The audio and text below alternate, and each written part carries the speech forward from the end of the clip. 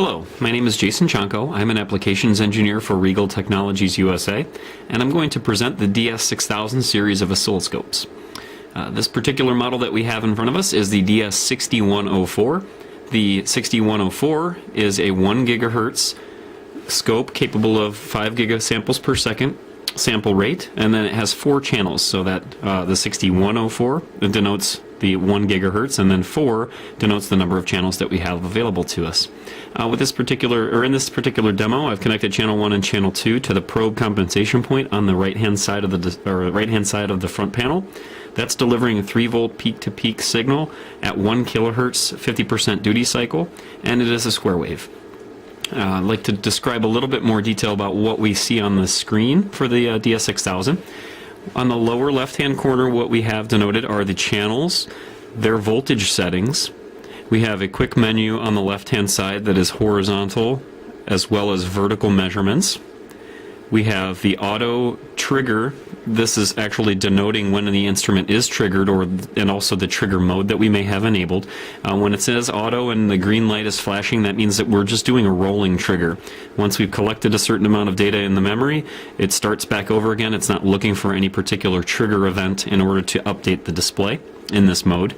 Then we have a small h, which stands for horizontal, and then the number of seconds per division in the horizontal scale. So we have 1 microsecond per division. There are 14 divisions across the display in the horizontal frame, and so we have 14 microseconds from left to right on the display. Just to the left of that, just to the right of that, we have the sample rate. In this case, it's 5 gigasamples per second, and then the number of data points that we're currently collecting per waveform, and that's set to 70,000 points. Then we also have this squiggly line. The squiggly line denotes all of the waveform that is currently being collected in memory. That small orange badge with the T in the center denotes the trigger point. If we go over to the horizontal position, we can move that trigger with respect to time, and you can see that we're then moving in the waveform as well as on the main display. The display, we could describe the display, this would be the entire memory location, and what we're seeing on the display is a small window of that, and as we take that window we can move it through time along the waveform. You can imagine the waveform, if we had an infinite display on either side, would continue on, and we would be able to move that window back and forth both horizontally and vertically. The D denotes the distance in time from the trigger point to the actual center point of the display. So you can see as we go counterclockwise, we're actually going in negative time, what's called pre-trigger area. And if we go the other way, we're going to post-trigger time. Again, this is the trigger, so these are events that have happened after the trigger. And so we'll see we have a positive time-based offset. To get back to center, you can actually just press the small position knob and it will bring it back into the center point. Then we'll go on a little bit further. We have T, which stands for trigger. And now we see that in yellow, we have an upward arrow, channel 1, and then we have 0 volts. What that's saying is that we're triggering on channel 1, we're triggering on an edge trigger in the upward direction, so we're a rising edge trigger, and the current trigger value is set to 0 volts. If we were to adjust that, you can see we can go in the positive direction, and we can go in the negative direction. And if we selected another channel, this would then denote we were on that particular channel that we were interested in. So now that we have a little bit better idea of what we're seeing on the display, what I'd like to do, show you a neat feature that we have. It's the auto key, and I'm just going to press it, give it a second. And now what you'll see are 2 waveforms on the screen. The 2 waveforms that we're seeing are channel 1 and channel 2. Again, they're connected to this 1 kilohertz signal coming in. Oops, making a little noise. They're connected to this 1 kilohertz signal on the right hand side here, and then we're displaying both of them. I'm just going to select, we can select small sets of waveforms, large set of waveforms. That's really just the number of periods that we're seeing on the display. And then we can go to a rising edge or falling edge, and that's just going to select one of the rising edges or one of the falling edges in order to do more of an analysis. What I'm going to select is actually just a smaller set. And now you'll see that we have channel 2 highlighted, and it's also brought up automatically 2 readings for the period and the frequency of channel 2. Remember, I said that channel 2 was connected to that probe compensation point, and that is a 1 kilohertz signal, and you can see here we are reading 1 kilohertz as our frequency readback.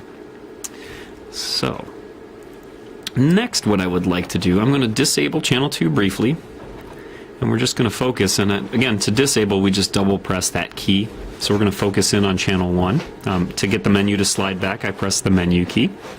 And I'm going to then bring down channel 1. So I want to select it, and then bring that down using the vertical position. You can also press the 0, and that will take that vertical waveform that you have controlled under here. You can see we've highlighted channel 1, so now we're controlling channel 1, and we can move that in vertical space. But if we want to bring it back to 0, we can just press the small knob. And what I mean by bringing it back to 0 is we're actually bringing the 0 volts line into the center of the display. So in this case, it's going from 0 volts to 3 volts peak to peak. So we have 1, 2, 3 volts. Again, 1 volt per division vertically. And now I'd like to highlight the zoom mode. To get into the zoom mode, what you can do is, here's the horizontal scale button. If we press that in, now we'll get the split screen display. On the top we have the full waveform, and on the bottom we have a zoomed waveform. And you can see now it says zoom 100 microseconds. Remember that top scale was 200 microseconds per division.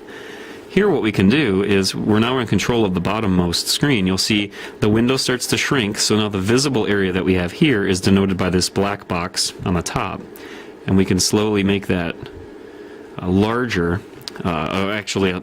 smaller scale, so we're basically zooming in on this area of the display, or this original waveform that we have. You can imagine if we had a very long waveform, or we had lots of information that we were sifting through, this would be nice to be able to zoom in on a particular area. And now we can check that rising edge. We can look at the leading edge of that particular pulse in a lot more detail.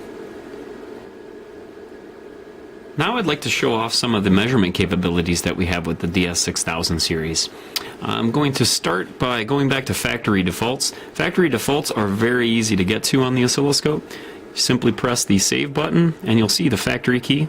By pressing factory, we'll go back to factory defaults. It'll clear all of our settings. If you ever get into a situation where things get a little bit confusing, you can always start back from the factory defaults. It's a nice way to kind of get back to ground zero and then start doing your adjustments at that point. So I'm going to press auto again and get back to where we originally were. And we're going to get back to the single measurement.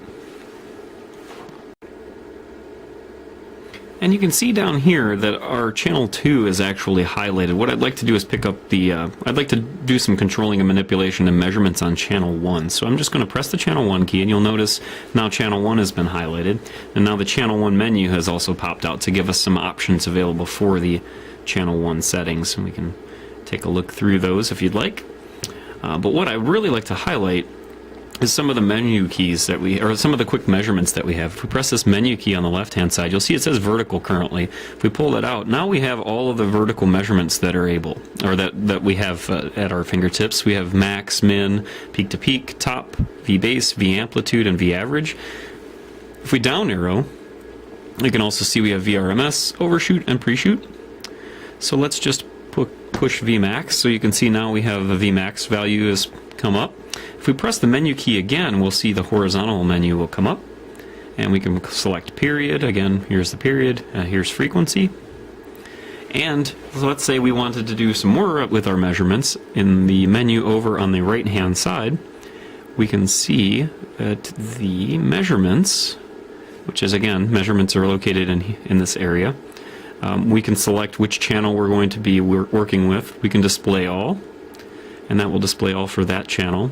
And we can also select channel 2, and now we'll have all of that data as well. Starts to get pretty filled with data if you'd like, and then very easily we can do display all off and it will clear it. We can also clear all of the items here by selecting delete all, and we're all set. And we can also do some other things with measurements and cursors. If we come over here to the cursor area in the menu, pull cursors, and we have a few different modes. We have manual, tracking, and auto. If we have a value pulled up, a measurement pulled up over here, and we hit auto, it will actually give us the area frequency parameters. See how it says measurement parameters frequency? And now it's indicating where it's making those frequency measurements. And it's been highlighted, which is really nice. We can actually select if we had a number of parameters. Let's go to vertical and we'll do VPP. And so now we can select between the different values that we have available, and the cursors will then indicate where we're making those measurements, which can be extremely helpful when you're doing some really quick measurements on a time-varying scale. If we were changing this particular waveform, let me do a little manipulation, and you can see that that it's actually, I'm just pulling the probe off of the probe compensation point, and it shows that the cursors are now dropping down and telling us what our new measurements are. So use that to automatically perform the measurements and also indicate where the scope is making the measurements. And I'm just going to disable those.